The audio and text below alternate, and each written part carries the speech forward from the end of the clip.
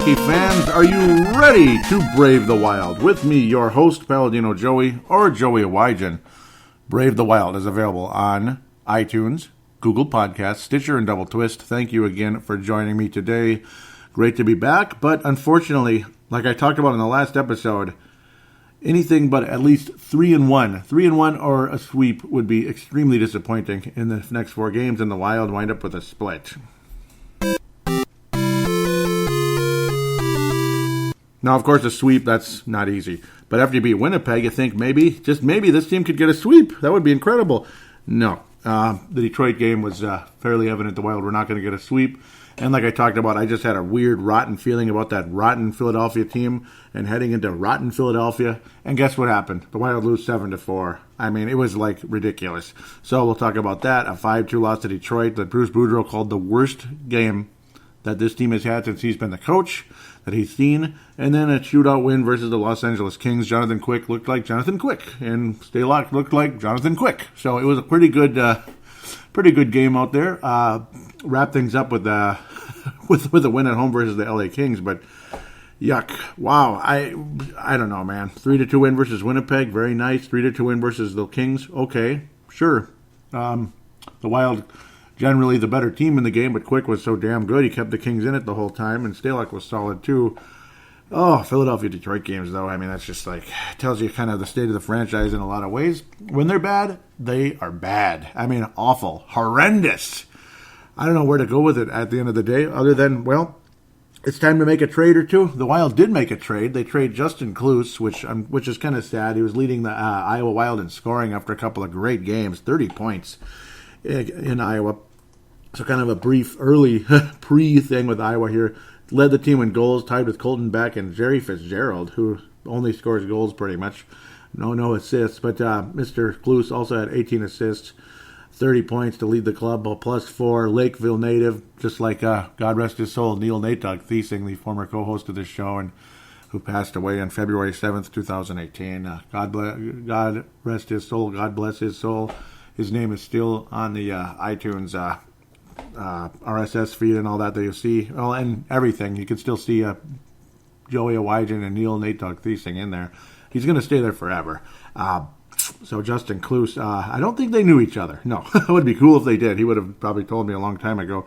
Star with the Gophers, was the captain, and of course, very good player with Iowa the last 2 years. And he's off to the Anaheim Ducks, who are playing next, in fact, tonight. And a team that has lost like 12 in a row. They've been horrendous. Randy Carlisle's turning into, Tom Thibodeau of hockey right now.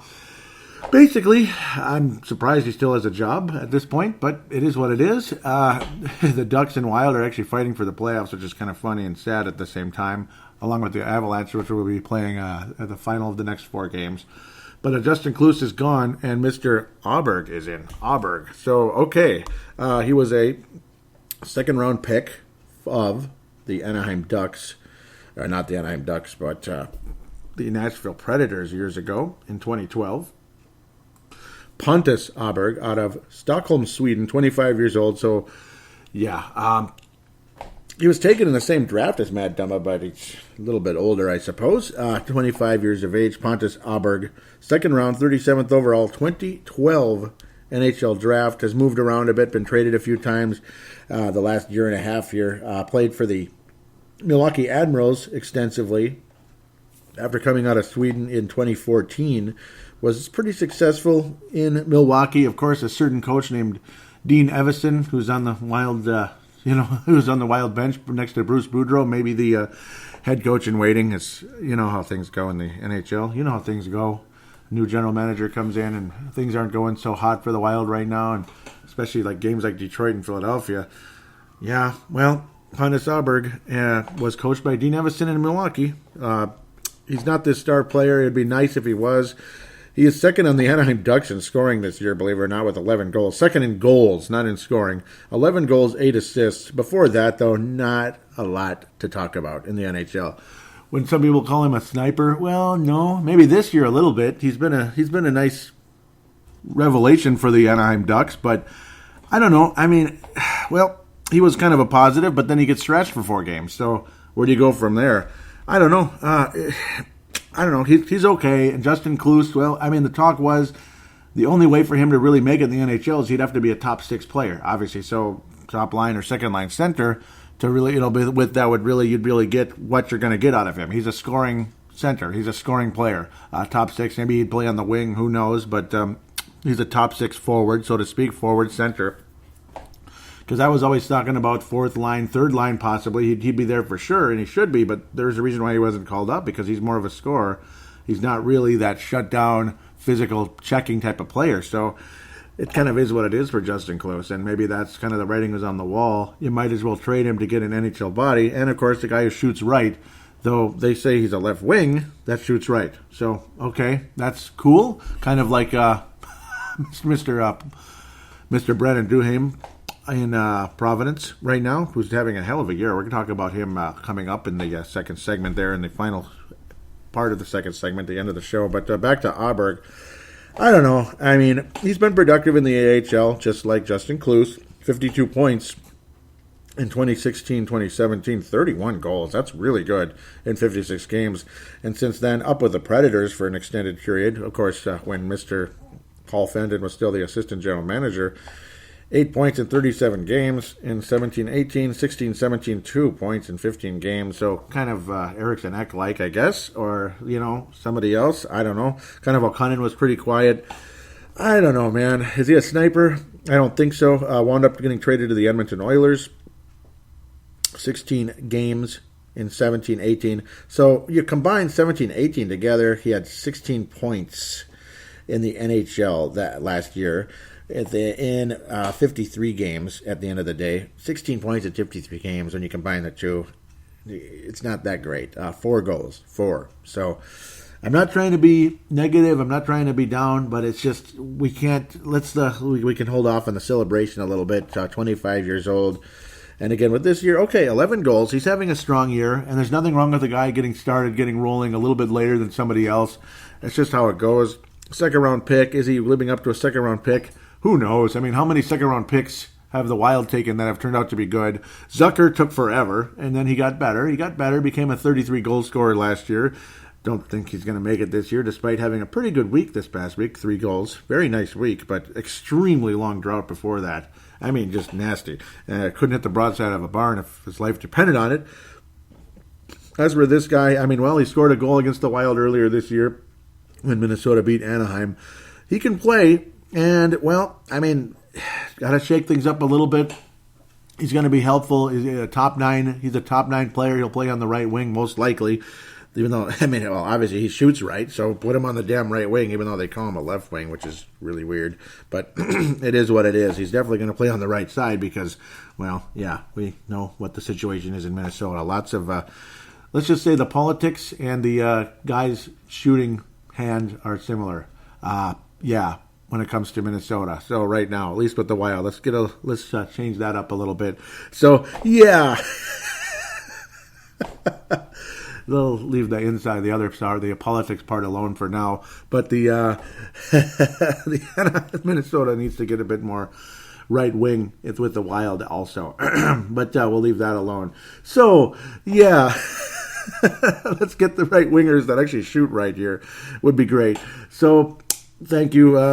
This is a trade that I guess, what do you have to lose? Kloos was not a draft pick. We'll see what happens. He could maybe get a shot with Anaheim. The Anaheim Ducks, we'll see. So, best of luck to him in his endeavors to Anaheim. Let's talk about the Winnipeg game. A little late start here because the Wild actually made a trade. Oh my God, they actually made a trade. So it's like front page news. The Wild actually did something because, I don't know, maybe the offers for Coyle and Niederreiter, even Zucker, have not been so hot. Zucker is valuable because of his speed, but he freaking needs to score more. That would be nice.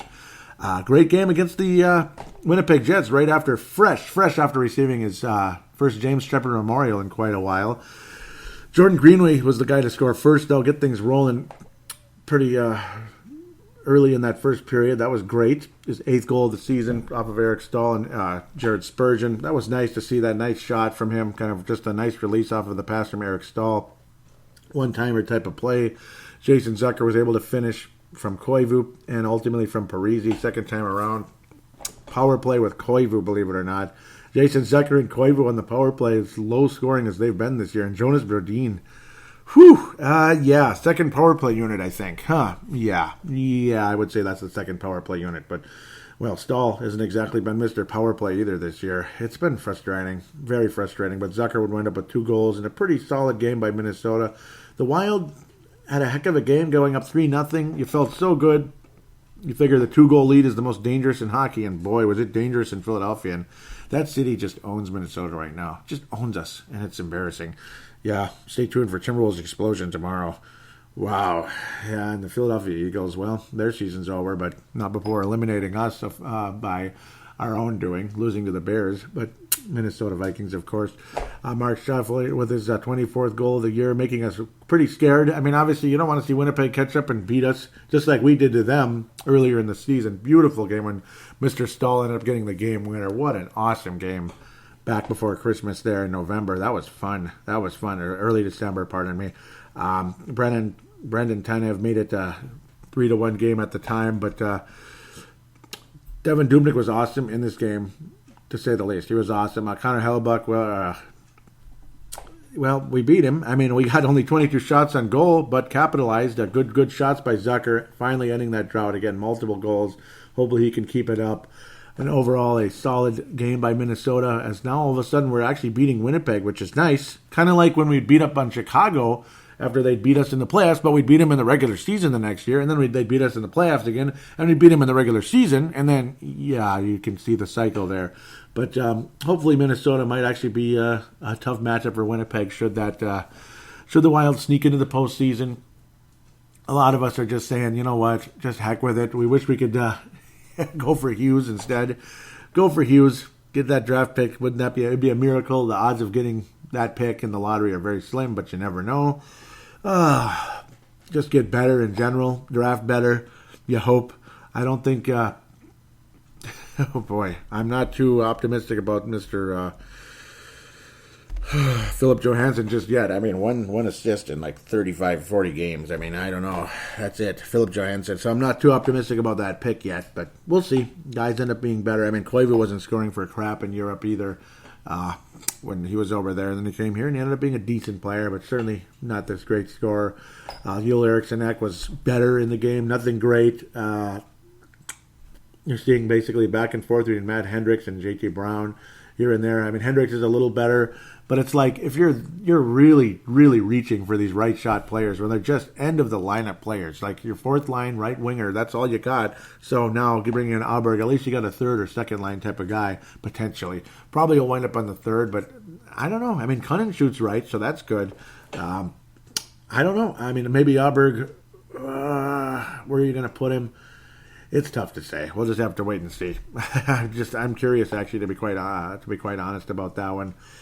Granlund plays on the right side, even though he's a left shot. So that just kind of is what it is. And he's had some serious success there. So obviously Zucker's a left shot, blah, blah, blah. Koivu's a left, but he's a center. Parisi's left. Stahl's left, blah, blah, blah. Niederreiter plays on the right side, even though he's a left as well. So that's an interesting situation brewing there. What's going to happen with Niederreiter? Greenway, also another lefty. Foligno, you could go on forever. Everybody's lefty on this team.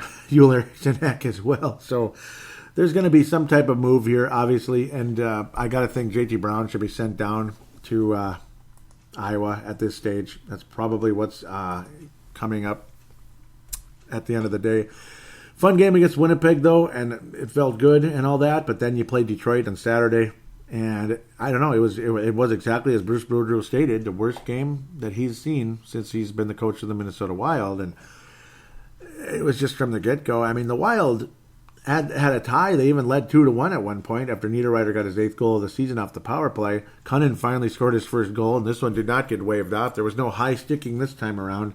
Tyler Bertuzzi would score his first of a hat trick, which really, really pissed us off. Thomas Vanek would get multiple goals in this game. And doesn't that just figure? Oh, so frustrating to watch that. And yes, the talk is, of course, he played on a line with non-scorers when he was in Minnesota, and that did not help his production. But it was like this guy slacks off, that guy slacks off, and then Vanek could slack off some more. That's kind of what it felt like when he was here. It was extremely frustrating. Obviously, he can score, but he's kind of got this, I'm going to I'm going to play the way I play if you like it or not, basically. And that was kind of Vanek's approach. He's now got 9 goals on the year. So, I don't know. I guess he's happy with himself with his multiple goals in the game. But generally speaking, regardless who scored, who didn't score, Cunnin and Niederreiter. Niederreiter actually had a pretty good week this past week, I'd have to say. Cunnin, okay, yep. Cunnin getting in the mix some more as well. I like the chemistry between him and Parisi. Nice goal there. Finally getting his first goal of the season. He got his first career goal last season in his call-up last year before the doggone injury, which was heartbreaking. God, that was frustrating because he was actually playing pretty well, and that really slowed him down. Jimmy Howard only faced 18 shots in this game. The Wild basically stopped getting shots on net. Detroit, to their credit, played extremely well in this game. They did. They played really well. I mean, you thought you were playing the old Red Wings. But then you look at the players, Tyler Bertuzzi, God bless him, but it's, hello? Okay, he's the nephew of Todd Bertuzzi, blah, blah, blah. Thomas Bleepin Vanek. I mean, Nyquist is a nice player when he's not injuring people.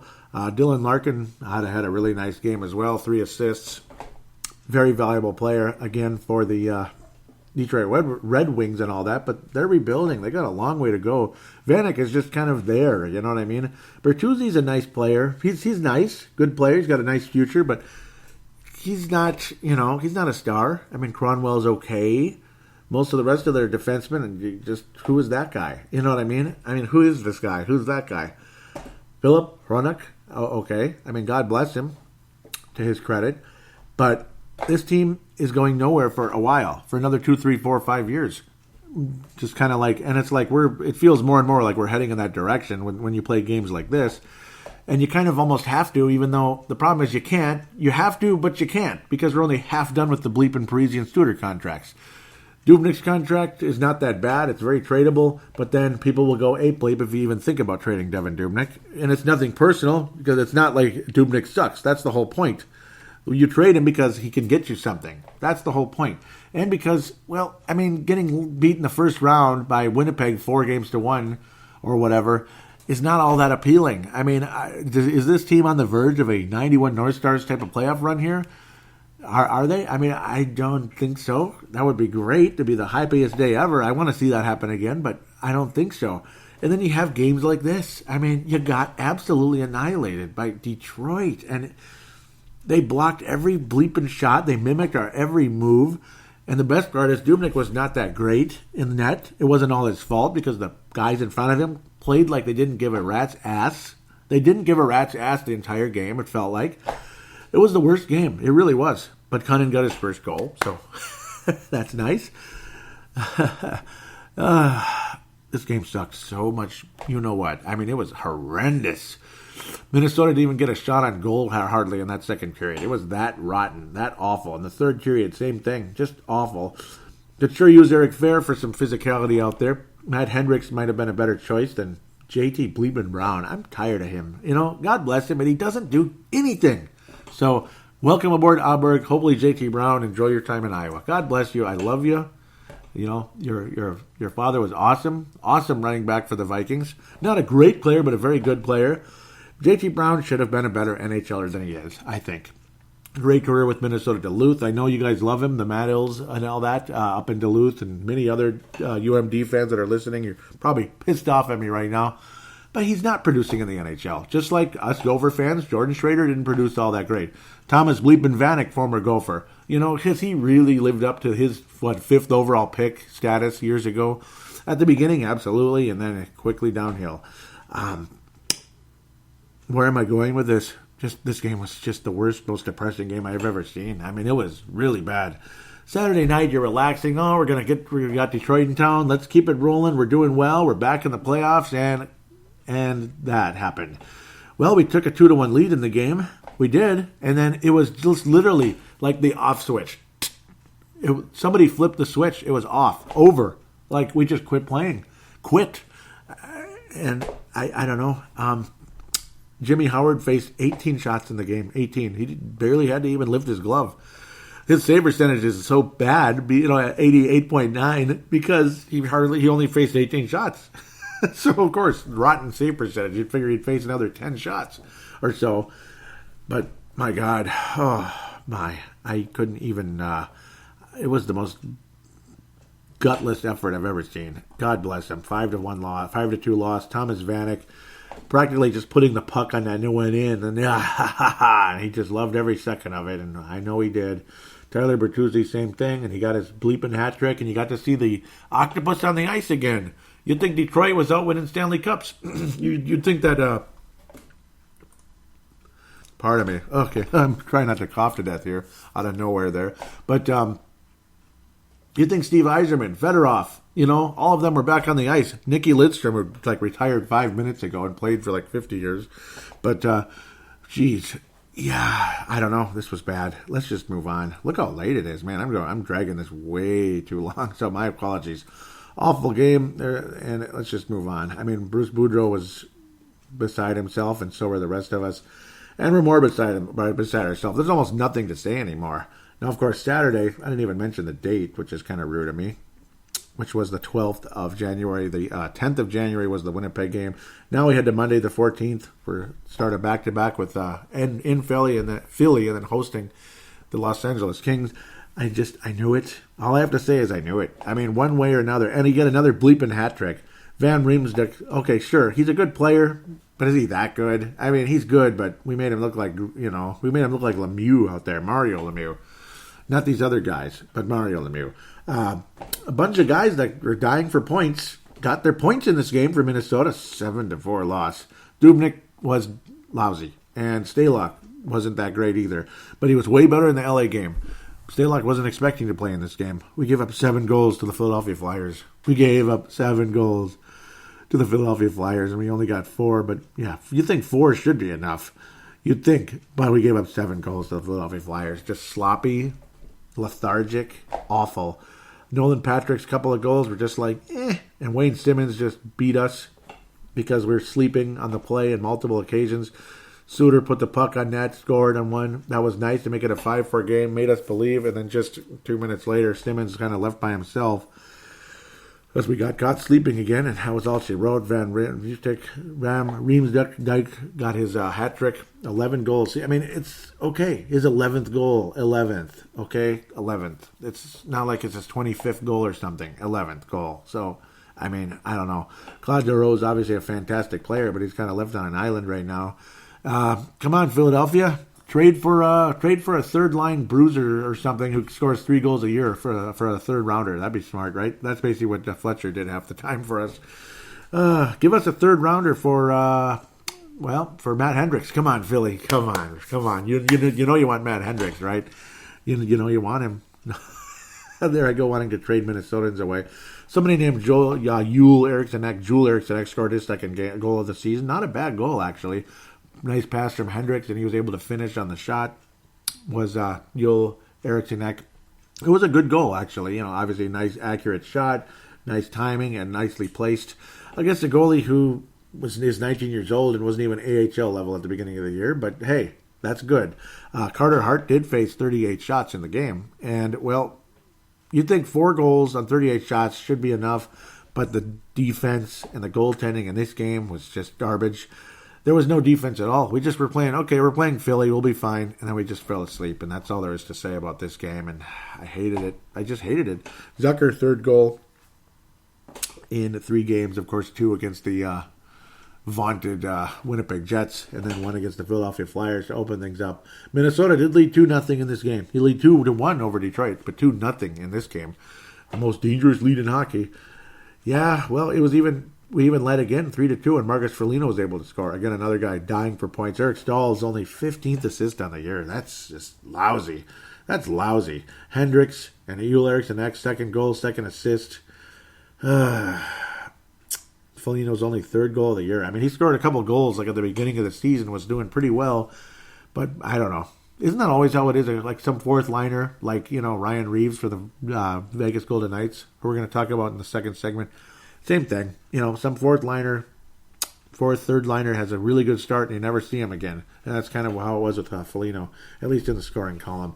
Let's move on for the sake of time. This is too long, and I apologize. Very long for a segment. But again, the trade and just so much frustration. Solid game for Minnesota against Los Angeles. You saw much better defense, and you saw very good goaltending. And from both goalies, of course, Stalock and Jonathan Quick. Niederreiter again getting that much-needed ninth goal of the season. Very good week for Niederreiter. And Ullerich's the next fourth assist of the season. So he's now at 6 points on the year. And Foligno. So those guys playing together on the fourth line there together, which actually probably is not the worst idea. I was literally called somebody with no hockey IQ for putting Niederreiter on the fourth line. He's a big guy. And, yeah, he's a scorer, but he's a big guy, and he's not been playing so hot, and he's been put on the fourth line before. So I guess my hockey IQ is really low. Is it really that low? Because Aberg is not a fourth-line guy. He could be third. But he's not a fourth-line guy.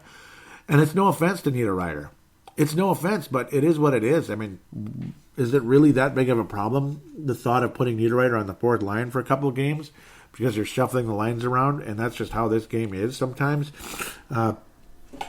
Kovalchuk, again, that was a frustration there. Dion Phaneuf, only his second assist on the year. Again, a guy who years ago with Calgary and Toronto was a big name and all that, and he has just vanished off the face of the earth. And he's playing for a lifeless Kings team. Nobody scores for the Kings. Nobody. I mean, Eric Stahl, with 14 goals, is the top gun in this game. Like the guy with the highest goal total of goal scorers. Of Jeff Carter ended up scoring in the scrum very late to tie it up, to frustrate the crap out of us. We thought we were going to find a way to lose again in the shootout. But we've beaten Jonathan Quick in the shootout before, luckily. Kovalchuk, though, again, from Dustin Brown, ultimately there. And Eric Stahl ended up scoring off of Ryan Suter's shot, literally off his shin guard there. Suter basically banked it off Stahl's shin guard, probably unintentionally, I'm sure. But it worked out. Stahl luckily stopped at the last second because he saw the opportunity. The last thing he wants to be is called for kicking the puck in, obviously, and Stahl wisely was able to get his 14th goal of the year that way. So, pretty cool, and yeah, not bad. Wild ended up surviving that. Cunnin was the leadoff guy on the shootout. That was kind of cool, but that didn't amount to anything, unfortunately.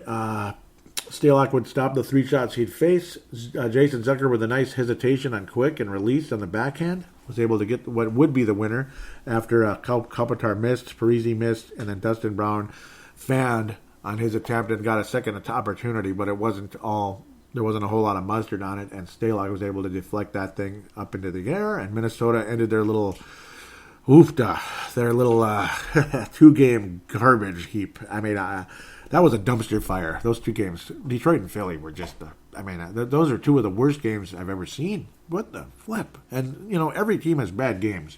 Every team. Good teams have bad games, but that was really weird. That was the fire Boudreau type of campaign. I mean, does the team hate him that much, or what the hell? Maybe. But it's games like that. I was just a feeling. I thought if the Wild came out with a flat game like that against the Los Angeles Kings, we would have heard the little da-da-dun, Wildfire, Bruce Boudreau, Dean Evison named interim coach. And that's what would have happened, and he probably would have been signed for like a 3-year contract or something at the end of the year. It's still very possible. I love Bruce Boudreau, but I think the possibility exists and persists. You have a new general manager. Dean Evison is on that bench for a reason. He is, and you just know. Otherwise, Dean Evison might have been in Iowa. I just have that feeling that he's the coach in waiting, if you like it or not. It is what it is. Good player years ago. Boudreau obviously was talented, but didn't make it to the NHL a whole lot. Just a cup of coffee off and on for him. But not that matters. Bruce Boudreau has been a wonderful coach, and I love him. I'd love him to stay. I'd like him to stay another, 4 years, whatever. But I think the writing's on the wall, and it's not his fault at all. That's what's sad about it. This team is not playing up to their potential. And at the same time, it's the same old story, too. There's a lot of guys in this team where you're counting on them to score, and they don't. And then you're counting on them to score, and they don't. And then there's other guys that they're just hot, cold, they slack off, they get in, they're moody, they're this, they're that. Like Suter is like a dictator in the locker room. Dubnyk is a dictator in the net. I mean, there's a reason why Dubnyk is in games constantly, and he never gets pulled, and Stalock never plays. There's a reason. Dubnyk's a good goalie, but this is weird. The situation is really weird in that locker room, and I don't know what else to say about it other than, you can hear the subtle messages that Boudreau leaves in the press conferences, and it's clear, plain as day, that there is some bad blood in that locker room, and it's been going on for a long time. I'm not bad-mouthing the team. I'm not. I'm just giving you what I'm feeling, okay? So please don't get mad at me. Don't hate me for this. But clearly there are pieces in this locker room that are not good. And that's obvious. There might be good players, but their attitude is in the wrong place. And that's just how it is. It is what it is. I don't know. I mean, I'd say it's not about me bad-mouthing the team. Maybe you're being a little bit too homerish out there, some of you.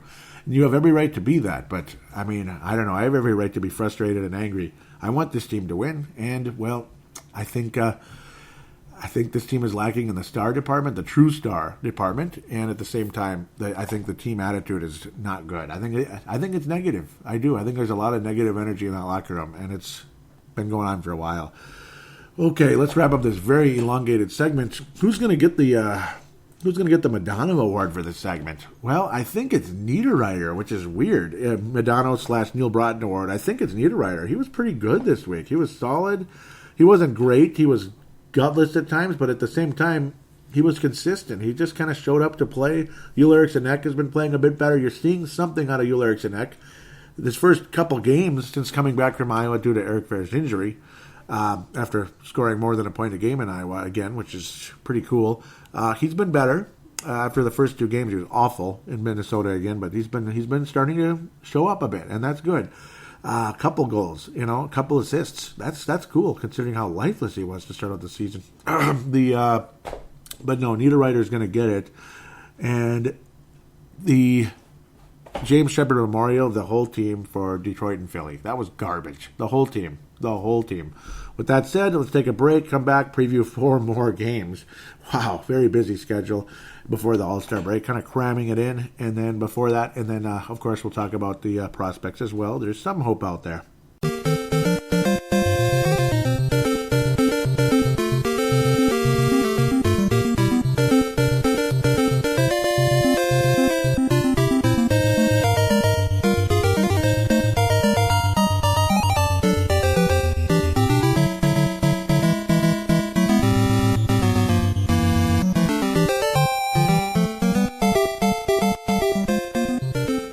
We are back here on segment number 2, Brave the Wild.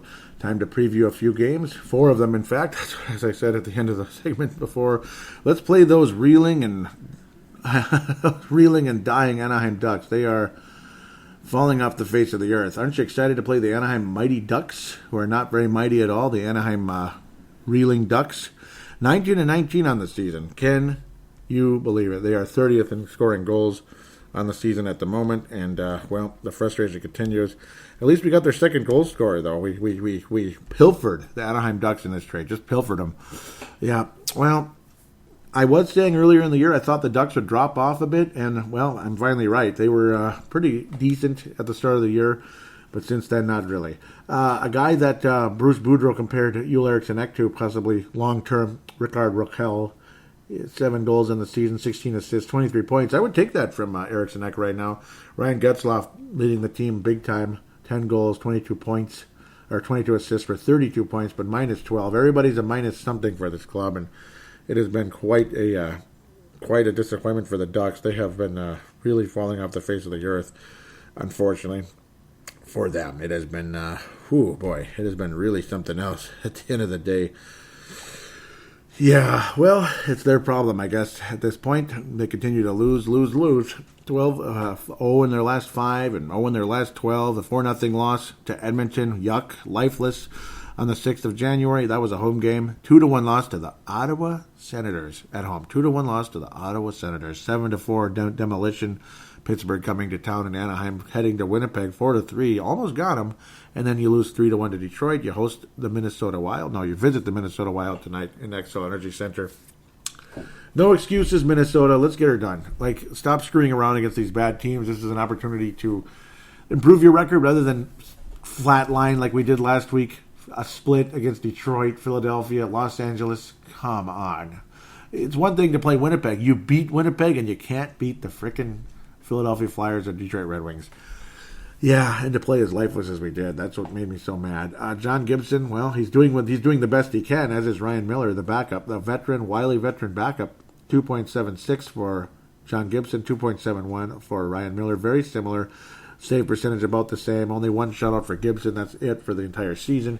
A team that's fallen off the map. They're not happy with their coach. They're not happy with themselves. They're not happy with anything. Pontus Aberg is a Minnesota Wild player, the other leading goal scorer for the Ducks. Well, Andre Cates also has 11 goals, so he was tied for Pontus Aberg. And Jacob Silverberg with 12 goals on the season, but only 7 assists. Not a whole lot of chemistry on this team. There's no reason why the Anaheim Ducks should make the postseason, and that's a big reason why Minnesota has a legitimate shot at making the playoffs despite not playing well. In fact, not at all. Edmonton Oilers tied with Minnesota. They're only 2 games above 500. Winnipeg, that's Edmonton, by the way, 1 point. Vancouver is 1 point behind Minnesota. Anaheim is only 2 points behind the Wild despite being awful. And their goal differential is minus 30. That's how much they've fallen off the face of the earth. Arizona is 19 points better than Anaheim, 19 goal differential better. That is insane.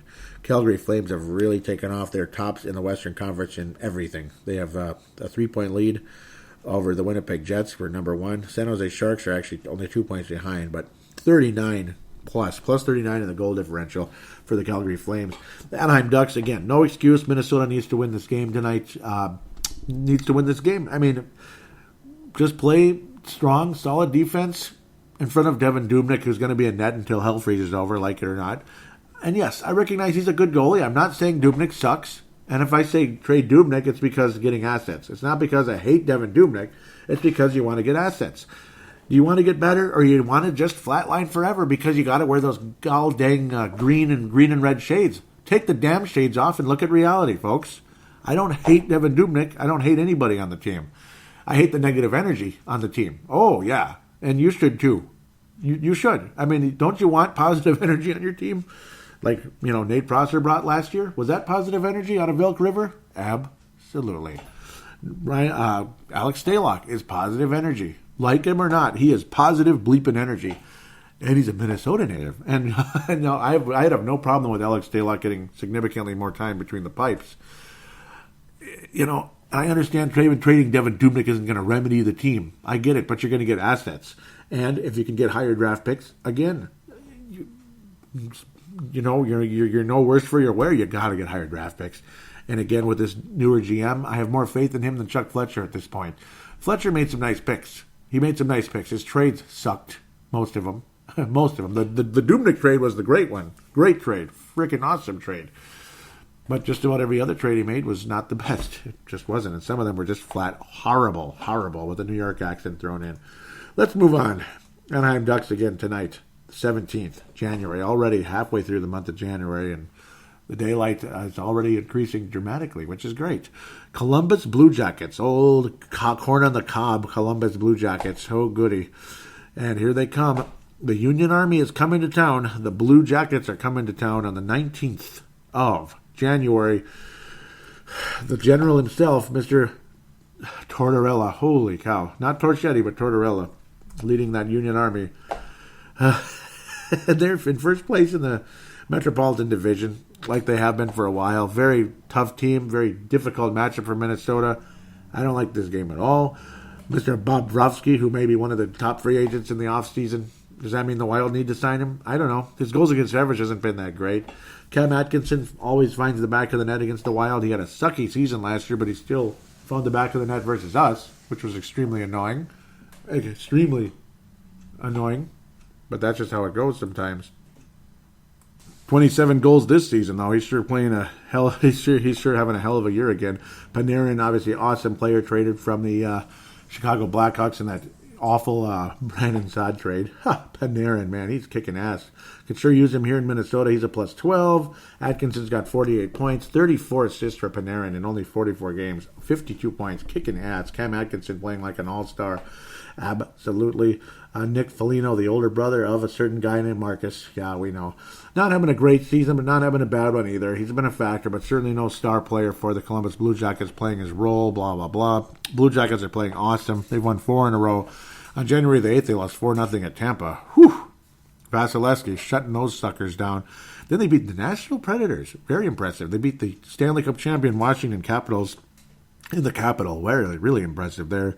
Crushed New York, the New York Rangers 7-5, and beat New Jersey soundly 4-1 on the 15th. 4 in a row for Columbus. Minnesota never plays the Blue Jackets well. I don't think they will. I don't think they're going to win the game. I just don't. And I wish they would. I wish we could. They're going to play the Montreal Canadiens in between now and then. Also, I should say the most likely guy to score for Minnesota over Anaheim, and I didn't even pick the final score in that game. No excuses, by the way. Let's go for a 3-1 win for Minnesota. Most likely guy to score for the Wild. Well, maybe Eric Stahl actually gets one off his stick this time against the Ducks, and let's go with that. Eric Stahl, 15th goal of the year tonight. Off his stick, not off his skate, not off his chest, not off his back, but off his stick. A legitimate hockey goal there. Against the Columbus Blue Jackets, the most likely guy to score in that game is going to be Zach Parise, but the Wild lose 4-2 to the Columbus Blue Jackets. Cam Atkinson scores at least one goal in the game because he is a Wild killer. Absolutely. 4-2 loss to the Blue Jackets. We never play that team well. It's so bleeping frustrating. I hate the Blue Jackets with a passion. Vegas Golden Knights. Oh, yeah. We head to Las Vegas, Nevada. One game before the All-Star break, we head to Colorado before that. That's going to be an interesting game considering how things are going there. Blowing up a bit there, but freaking talented as hell still, though. The Vegas Golden Knights. Wow. Well, there they are. They're in third place in a very tough division. It's no sucky division anymore, at least not at the top. The Vegas Golden Knights go from one of the worst goal-scoring teams in the NHL to a great goal differential. Obviously, Marc-Andre Fleury still in net and having an awesome year again. The team is 7th in the NHL in goals against, 12th in goals for after being the worst goal-scoring team in the league. Again, if Ryan Reeves is your leading scorer, you suck. Marc-Andre Fleury, 6 shutouts. He's playing like an MVP candidate, Hart Trophy candidate right now. 6 shutouts for Marc-Andre Fleury, again, after a not-so-great start. This year he stayed healthy, though, which is nice. Malcolm Subban, who's a nice backup sometimes, not the greatest numbers. If he's in net, the Wild's chances increase.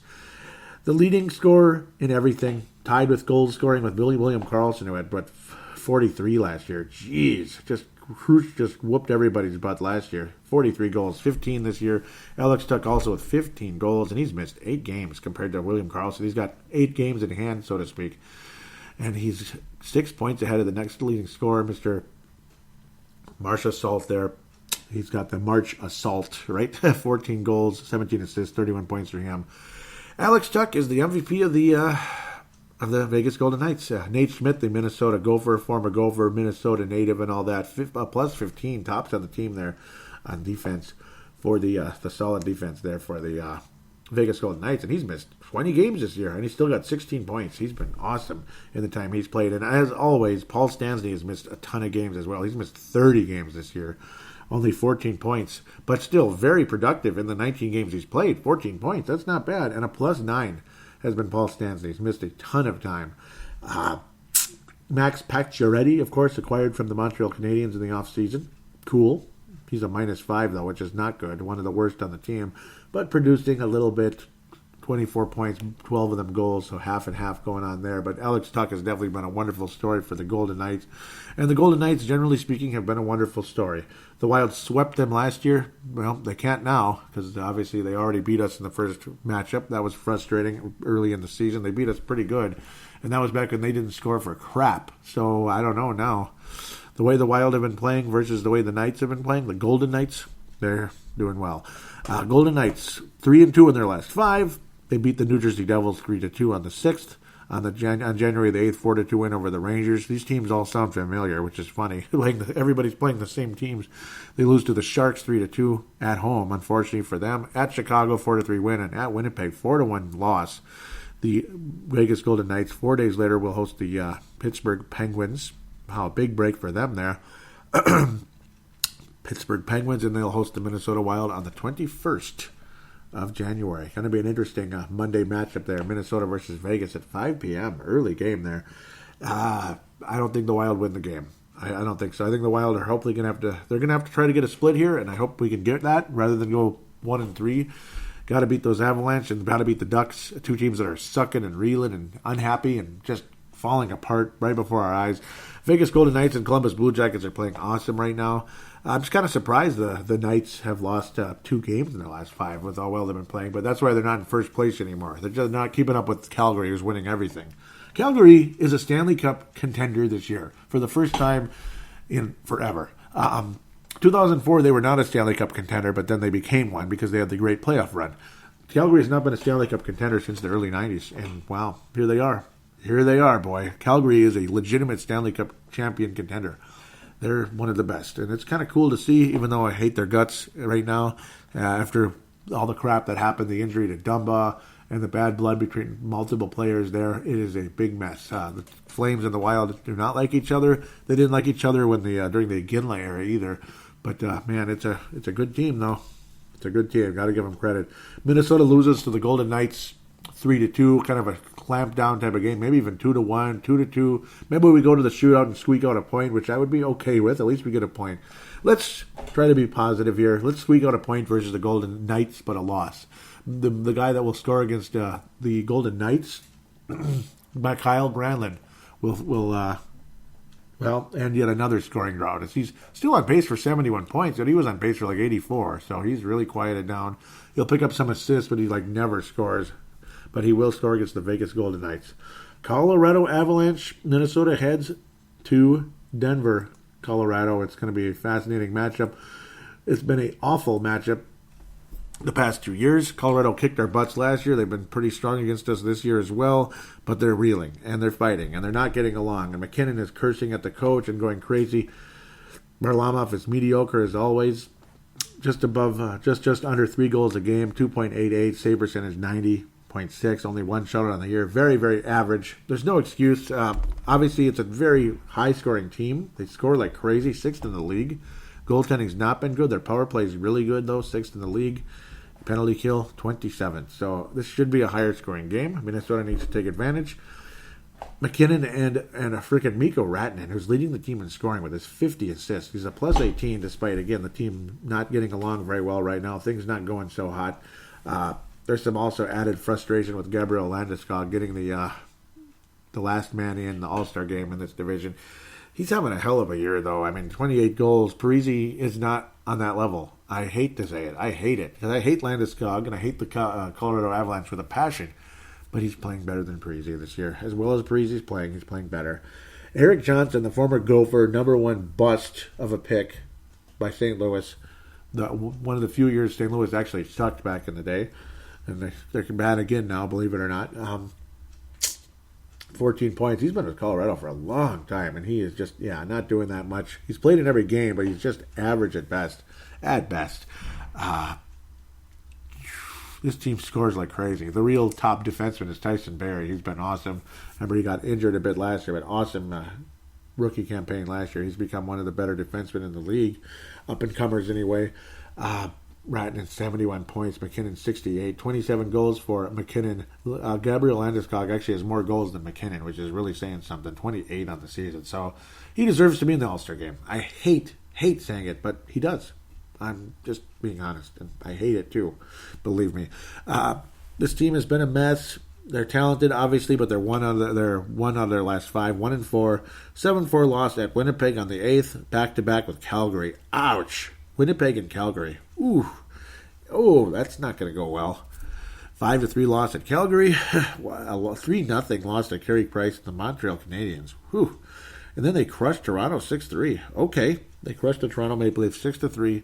This is a 5-game road trip for the Colorado Avalanche as they finally come home to play the Kings in a couple of days here. Last night, a 5-2 loss to Ottawa. Yuck. That's bad. That's really bad. Things definitely not going so hot for the Colorado Avalanche right now. You hope that continues. I think they end their little... I think they win tonight versus the Kings, lose to Nashville and Minnesota. It's a really tough one. This is going to be a high-scoring mess of a game. I think Minnesota's going to get some points on the board. Niederreiter's going to score a goal, but I won't call him the most likely guy to score. He's been playing very well of late. The most likely guy to score in the game versus the Colorado Avalanche, I have a feeling it's going to be Jared Spurgeon. He's going to score a big goal against the Colorado Avalanche and help Minnesota possibly tie it up late in the game and force a shootout. And then I have a feeling, I don't know, but I think Minnesota's going to escape with a win. Parise, Koivu, they never score in the shootout. Once in a blue moon, they do. But I think Minnesota's going to win it's going to be a 4-4 game, go to the shootout. So Colorado's going to get a point out of this, but Minnesota's going to win in a 4-4 game, scoring in the shootout. The most likely guy to score in the game will be Mr. Spurgeon. And then the shootout hero, I'd like to Eric Halla. Yeah, I wish. No, at the end of the day, the shootout hero, boy, I can't pick Koivu because I just, people have figured him out over the years. He was like shootout killer for the longest time. I can't pick Stahl. He's slow. His hands are slow. His skates, he's just not the same guy. Is it going to be Zucker again? No, that's too predictable. Who is going to be the shootout hero for Minnesota? Jordan Greenway is going to pull the rabbit out of his hat. He's going to be the hero versus the Colorado Avalanche. Maybe he'll even be the guy that scores in the game, or maybe scores in OT. But I think somehow, some way, Jordan Greenway is going to be a hero versus the Colorado Avalanche in what will be a 4-4/5-4 win. It's a shootout / overtime, maybe an overtime versus the Avalanche. But it's going to be a close game, and Minnesota squeaks it out and gets the split in this 4-game week coming up. Well, let's talk about the prospects at long last. And as always, we start with the Iowa Wild. Justin Kloos leading the club in scoring. He's heading to Anaheim. Will he play for the Ducks? Will he play for the San Diego Gulls? We'll find out. Brennan Mennel stuck at 20 points. The Iowa Wild have not played a whole lot since, unfortunately. Sam Anas picked up another assist in the past week. He's now at 14 points in the 25 games he's been out there. Sokolov's been quiet. He's been in a bit of a drought of late. Unfortunately, he hasn't scored in a while. He's at 18 points, 9 goals, 9 assists, so at least it's even. That's the good part. It's even Steven, so to speak, but generally speaking, not a whole lot of scoring going on. Will Biden adding the points again. He's now at double digits, so good for him, getting his 8th assist. At the end of the day, he has 2 goals for Iowa. As again, he was able to pick up a point versus the San Diego Gulls. Of course, that's the future team for Justin Kloos. That kind of figures the Gulls and then the Ducks. We're playing the Ducks and then the Gulls, and yeah, that's kind of funny how that all turned out. Mason Shaw still very quiet after an awesome start. Kind of disappointing there. 22 points on the season for Mason Shaw. Actually, I believe he added one finally in the last week, and he did against the Texas Stars on the 12th of January. So finally, after a huge drought, his last point was on the 26th of December. He had 3 assists in a huge game against I can't remember who that is, but that was back on the 21st after a huge drought as well for him. Mason Shaw, obviously, I love his future, but it's frustrating to see how things quieted down so quickly. Again, Sam Honest adding a point most recently. Ryan Murphy at 14 on the season. Brennan Mennel continues to lead the team with 13, plus 13 at the end of the day in the plus minus. Justin Kloos was a plus 4 before being traded. Kyle Rao had a hat trick recently, also in the last game. Good for him. Hat trick for Kyle Rao, up to 11 goals in the season. I thought it was more than that, but he'd been struggling. He had a slow start as well, the former Gopher. Short guy, unfortunately, 5'8", but good player, obviously, for the Gophers. 24 points on the year for him of late. Nice little hat trick, though. And at the end of the day, not a whole lot of exciting stuff going on in Iowa. Louis Belpedio still stuck at 10 points. It has been eons since his last point. It was a goal, if I remember correctly, and yes, it was. It was a goal against it was on the 22nd. Oh, against the Stockton Heat. Yep, that was that game where the Wild lost 5-1. I remember they had the huge game before that where, that was where Shaw had 3 points. Kloos had a ton of points as well. That's what it is. Stockton Heat. His last goal, third goal on the 22nd of December. It's a long-ass time ago, unfortunately. And then, that huge one. He also had a goal against the Heat the night before, the 8-7 victory in overtime. That was the thriller. Stockton Heat, again, the Calgary Flames of the AHL, literally. Yep, that's when Justin Kloos had the hat trick and 3 assists. Mennel had 4 assists. That was a fun night, and the Wild got the win. The Iowa Wild, that is. Boy, Kalkinen's had a hell of a year down there, though. 11-6, 2.43 goals against average, 5 shutouts. Again, hot and cold a bit. He's been hot and cold. He's had some yucky games because he's real young, but when he's good, he's awesome. And I do think he's the goalie of the future, and at bare minimum, the backup goalie of the future. Well, don't be surprised to see him on the Minnesota Wild as soon as next year, at least as the backup. And I'm telling you, trading Dubnyk isn't the dumbest idea of all time. It's not. If you can get a nice piece, maybe a draft pick, a higher draft pick if possible, second-round pick or something, maybe even a first-rounder for Dubnyk. I think you could get I think you could definitely get a first-rounder for Dubnyk from somebody out there, even if it's the mid to late area of it. Who cares? It's a first-round pick, and let's make the most of it. Let's hope we get somebody that can actually be something for the NHL roster in the not-too-distant future. That would be great. Kaapo Kähkönen and Stalock. I mean, let's go for it. I mean, I don't think this team's ready to win a Stanley Cup. Why not? Why not give Kaapo Kähkönen a chance in net and Stalock? Maybe they platoon. Stalock gets a decent amount of games. Kähkönen maybe gets real good early, and who knows? Give him a shot. I mean, if you got there's other teams with 19-year-olds in net, obviously, like freaking Philadelphia. That's a mess, but that's how that goes. Kaapo Kähkönen will be 23 next year, so I mean, it's not the first time a 23-year-old has gotten significant time between the pipes in the NHL. It's not, and maybe he's ready to go. It didn't look like he was ready to go at the beginning of the season of the AHL, and right away it was just shutout, shutout, shutout. It was a beautiful, beautiful sight. Without a doubt. Let's look at the college players a little bit. Brandon Duhaime now at 19 points, adding another assist. Just under 20, up 23 points, 23 games on the season. He's a plus 13 for Providence, who's been playing well. But so, to his credit, as the junior, Brandon Duhaime, I think he could make the NHL someday.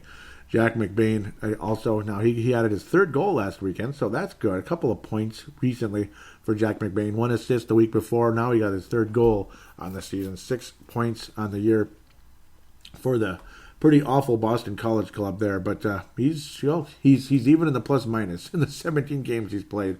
Jack McBain, not so good start so far for the youngster there, the freshman in Boston College. Sweeney a bit behind last year's pace, unfortunately. Only 6 goals and only 6 assists again for Minnesota Duluth. Hopefully he can pick it up a bit. He's just down a bit, unfortunately. Other younger players kind of taking that role a bit, unfortunately. They're kind of taking the reins there in Minnesota Duluth. Hopefully Sweeney can start adding the points again. That would be really nice to see. Jacob Golden is now on the Erie Otters. He was a 5th-round pick by Minnesota in 2017. I talk about him off and on. He had 10 points for the London Knights when he had 14 last year, so at a much better pace here. Looking not to double, but at about 33% more this season in the point production. So far in the 3 games with Erie, though, not the best team ever. No points at all, but he's a +2 so far in the 3 games for the Erie Otters. That's the team that Mr. Ivan Lodnia has been on for, well, what was on forever until this year. With Niagara still about a point a game, slightly above that. He's a +12, though. Ivan Lodnia struggled with Erie Otters because of their terrible success rate for a while there. Again, 2017, 3rd-round pick. He was a top pick because Fletcher traded so many players away in that stupid Hansel trade a year ago. That was extremely frustrating, to say the least. Sadik didn't add any points, but he's the top-scoring defenseman for Minnesota in terms of the Gophers, who again got a sweep versus the Notre Dame Fighting Irish last week on the road. That was really awesome. That felt extremely good as a Gopher fan. Hopefully the Minnesota Gophers can keep that up. Mr. Bob Motzko getting the team to play closer and closer to his style. And you're starting to see some results now, and it's really nice to see. Hopefully the Gophers can move up in those rankings and still squeeze into the tournament, because Minnesota Duluth, they sure proved to everybody it does not matter where you are, what your rank is. Anything can happen in college hockey. Yale did it to the Gophers years ago, as did Holy Cross. But Yale won the championship with the lowest seed years ago, knocking the Gophers out in the first round. And, of course, Holy Cross years ago as well knocked the Gophers out in the first round. They didn't survive the second round, in the Elite Eight, so to speak, but it is what it is. They still knocked the Gophers out in the first round with Eric Johnson and Ryan Battalni and all those talented players who did nothing in the NHL, unfortunately. But no disrespect meant their direction, but didn't do a whole lot in the NHL. Eric Johnson has stayed in the NHL, but hasn't done as much as people would hope. So I guess that's kind of where we're going to stand at this moment. Some of these other players, they're in their juniors, and it's hard to judge juniors sometimes. Like Ivan Lodnia, I don't know. And I think he should be doing better. And in the AHL so far, he didn't do anything in the short stint he had there. So hopefully Ivan Lodnia can adjust to the professional game. He signed an entry-level contract with him last year, but that was, of course, a olive branch to get things rolling with a guy who also, Lodnia's agent also is the agent of Kirill Kaprizov. So hint there, where that olive branch is pointing towards as we continue to wait and wait and wait. It's painful. It's painful, but we need some more Kirill Kaprizovs in this organization. Kovanov, again, has a ton of potential, but at the Quebec Major Junior Hockey League, it's hard to really gauge it. He's been awesome there, but again, it's the juniors. So we'll see. Some really great players have come out of there, though, and hopefully Kovanov can be another one. Third round, 86th pick overall in the 2018 draft. The first Mr. Paul Fenton draft as Minnesota's GM. So there it is. With that, we'll take we're going to take leave for a week. Hopefully Minnesota Wild can get things in order a bit some more. Yet at the same time, I don't mind acquiring some draft picks. We made a hockey trade. It's not an exciting trade, but it's a hockey trade. It's a hockey trade, pardon me. Mr. Pontus Aberg will get his debut tonight. Right wing, right shot, whatever it is. He's going to get his debut, like it or not. I wouldn't be surprised to see him on the second line with Koivu. I wouldn't be surprised at all if that's what is the plan. We'll just have to wait and see. He'll probably have Granlund and Zucker with Stahl, Koivu, and Aberg with Greenway maybe. I mean, it's going to be an interesting mix. We'll just have to wait and see. I'm not even going to guess right now. I don't want you to beat me up too bad if I'm way off. So with that, we're going to give out the contact details really quick before we sign off. Facebook.com/Brave the Wild. Facebook.com/Brave the Wild. Do give that a like. Join the page and all that. Please conversate on there. It would be greatly appreciated. At Brave the Wild. At Brave the Wild is the Twitter account. Thank you, Vince Germano, for retweeting the most recent show. Very much appreciated. Please tell your friends about the show if you could. Please write a positive rating on iTunes, as some of you have. I really greatly appreciate the two people that did most recently. Thank you guys so much. And awesome reviews and wonderful things to say there. Oh, this show is a bit of a mess. It's all over the place, frustration, and, okay, we finally made a trade, but it's not that exciting. We'll see what happens again. And finally, the phone line, 209-736-7877, 209-736-7877. It is a voicemail. Do treat it as such. Mention you're calling in for Brave the Wild. Do your statement, shoutout, comment, question, and opine. The Call Now button on the Facebook page goes to the same number, just through Facebook Messenger, so that's simple and free. And the final way to get on this show is the audio submission route. Simply use a free voice recording application on any smart device on the planet. Treat it like a phone call, save it, and send it to paladinolive@yahoo.com. paladinolive@yahoo.com, which I will then convert it into an MP3 file thanks to Zamzar.com and, of course, Converto.com. Thank you very much to those websites for providing that service. I am more than happy to give you a free plug because you give me free service as well, converting those files into MP3s. With that, God bless you. We'll talk to you next week, and go Wild.